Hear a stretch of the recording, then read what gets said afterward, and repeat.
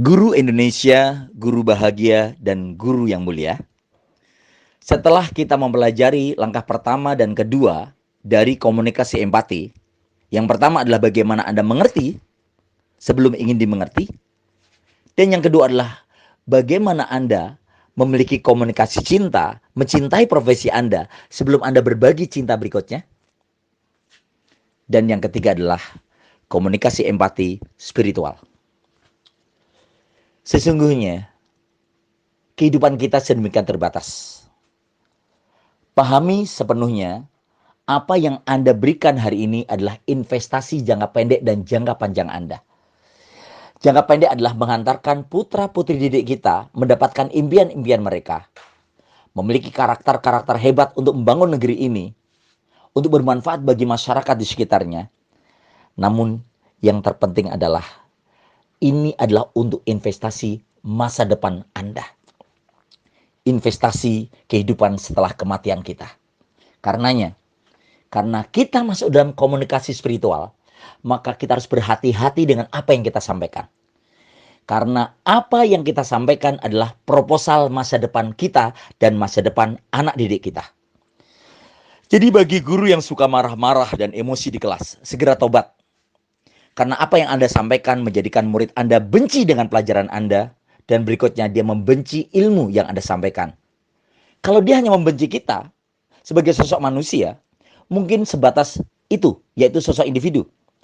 Tapi kalau gara-gara kita menyampaikan ilmu, karena anak didik kita tidak suka dengan kita dan akhirnya membenci ilmu itu, maka tentu ini akan menjadi catatan besar bagi kehidupan dia di masa depan. Komunikasi spiritual. Saya ingin bercerita tentang bagaimana perjalanan saya menjadi seorang motivator. Bapak dan Ibu perlu paham, saya seorang dokter hewan. Anda pasti kaget. Saya juga kaget awalnya. Kenapa dokter hewan menjadi motivator? Ceritanya seperti ini. Mungkin di antara yang mendengar ini ada guru saya. Pada tahun 91, tahun 90-91, ajaran itu, saya masuk ke sebuah pesantren di As-Salam Solo, Takhasusiyah.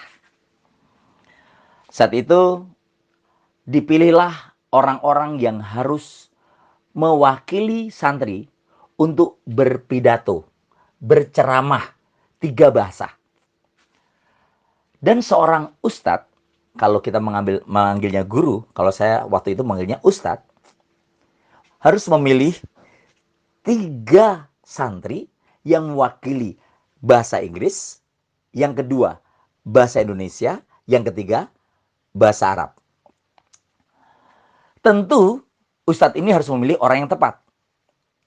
Dan memang ketika kami dikumpulkan di lapangan, seorang ustadz, namanya Ustadz Edi Suprapto, saat ini beliau di As-Salam Solo, menjadi seorang kepala sekolah di MTS di sana. Mudah-mudahan Allah memberkainya. Beliau memilih yang bahasa Inggris, tentu anak yang pintar dan cerdas bahasa Inggris. Dipilihlah sahabat saya bernama Handono Abror. Handono adalah seorang anak yang memang cerdas. Dia mampu bahasa Inggris bagus, dan hari ini pun dia sudah menyelesaikan profesi dokternya sebagai seorang dokter spesialis. Luar biasa. Kemudian beliau memilih bahasa Indonesia. Yang dipilih tentu seorang yang memang keren.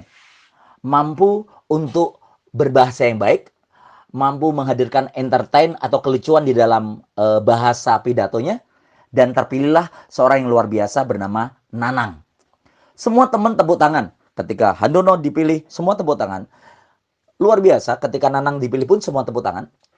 Namun uniknya, untuk bahasa Arab, ternyata yang dipilih bukanlah yang terbaik. Saya tahu, banyak yang terbaik di sana. Ada sahabat saya, Khuzaifah. Ada sahabat saya, Kadarusman. Ada sahabat saya yang mungkin sudah lulusan dari pesantren-pesantren. Namun anehnya, Ustadz Edi ini justru memilih saya. Memilih seorang Aris Ahmad Jaya. Yang notabene bahasa Arabnya pun sama rata dengan yang lainnya.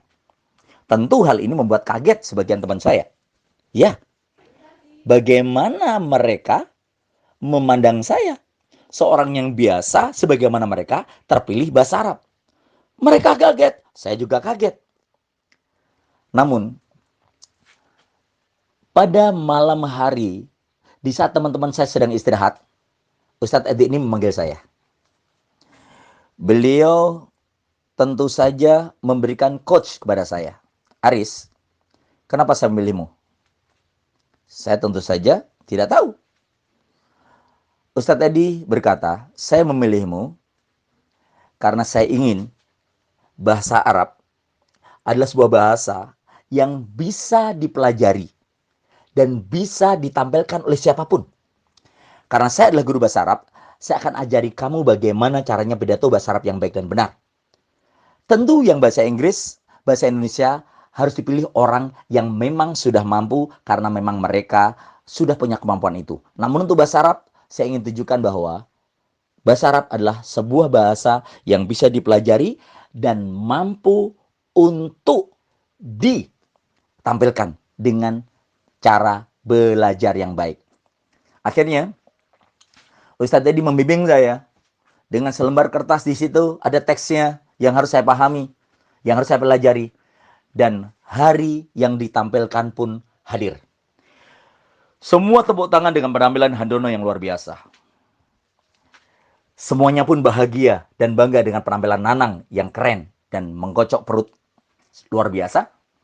Dan disitulah saya merasa betapa momentum itu mahal. Kesempatan itu mahal. Jadi sekali lagi, Bapak dan Ibu yang cerdas, di pelajaran yang pertama yang saya sampaikan kepada Anda, yang paling hebat dalam hidup bukanlah kemampuan, tapi momentum atau kesempatan yang diberikan oleh guru kita, oleh pembimbing kita, atas panggung yang bisa kita jadikan momentum. Karenanya, guru harus menciptakan panggung untuk murid ataupun siswa-siswinya. Dan saat itulah, saya tampil tentu dengan berdebar, tentu dengan deg-degan, dan tentu nervous. Sampai hari ini saya masih hafal teksnya. Arafna wa fahimna anna fi zamanil an kathiran nas yatahallaqa subani bi ahlaqi syai'ah kasyurbil khamr wala bil maisir kazina fabidalik atastatiu atataqaddamal ummah idza yatahallaqa suban bi ahlaqi syai'ah kalla summa kalla. Coba bayangkan, tahun 91 saya mengatakan kalimat ini. Dan hari ini, 2020, saya masih ingat. Tentu hal itu bukan karena saya adalah hebat. Tapi karena saya diberikan momentum dan kesempatan. Ingat, momentum dan kesempatan ini akan mengalir pada momentum-momentum berikutnya. Komunikasi spiritual adalah komunikasi empati yang paling tinggi. Apa yang Anda kerjakan tidak hanya berefek pada hari ini, tapi akan berefek pada puluhan tahun ke depan, bahkan pun ketika Anda sudah meninggal. Terima kasih Ustadz Edi, sudah menjadi bagian dari sejarah kehidupan saya. Dan begitu pun ketika saya memainkan entertain, mampu bermain sulap, itu pun atas peran Ustadz saya, Ustadz Lolon Sumarlan. Terima kasih Ustadz Lolon yang mengajarkan beberapa sulap waktu itu. Dan akhirnya saya tertarik, ternyata kehidupan itu adalah ketika seseorang memberikan dengan ikhlas, dengan bahagia, itu akan berefek pada jangka panjang murid-muridnya. Insya Allah saya akan berbagi beberapa teknik sulap kepada Anda pada grup ini secara visual. Dan mudah-mudahan Anda benar-benar memahami. Komunikasi spiritual adalah komunikasi dari seorang hamba kepada Allah Azza wa Jalla. Memberi tanpa harus meminta. Dan Allah akan memberikan lebih dengan caranya. Selamat mempraktekkan komunikasi empati. Yang ketiga yaitu komunikasi spiritual. Anda tidak akan pernah rugi karena Allah yang maha memberi. Anda tidak akan pernah kecewa karena Allah akan senantiasa membersamai Anda dengan penuh cinta. Selamat mempraktekkan komunikasi empati. 1. Mengerti sehingga Anda bisa dimengerti.